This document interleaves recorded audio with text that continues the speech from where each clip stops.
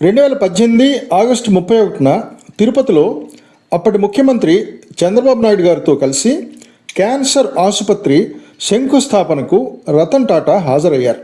ఆ సమయంలో అప్పటి తిరుమల తిరుపతి దేవస్థానం చైర్మన్ ప్రైవేట్ కార్యదర్శి రాజేష్ తనను తాను రతన్ టాటా గారికి పరిచయం చేసుకున్నారు.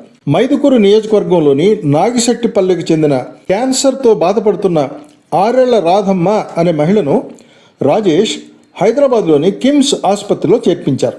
ఆవిడ దగ్గర చికిత్సకు సరిపడినంత డబ్బు లేక ఇబ్బంది పడుతూ ఉండగా ఆ విషయాన్ని రాజేష్ టాటా గ్రూప్కి చెందిన దొరాబ్జీ ట్రస్ట్కు మెయిల్ పంపారు. బాధితురాలికి అవసరమైన వైద్యం గురించి వివరించారు. వెంటనే స్పందించి సర్ దొరాబ్జీ టాటా ట్రస్ట్ చైర్మన్గా రతన్ టాటా గారు 10 లక్షల రూపాయలను కిమ్స్ ఆసుపత్రికి పంపించారు. అనంతరం ఆ మహిళ కోలుకుని పునర్జన్మ పొందారు. అది ఆయన గొప్ప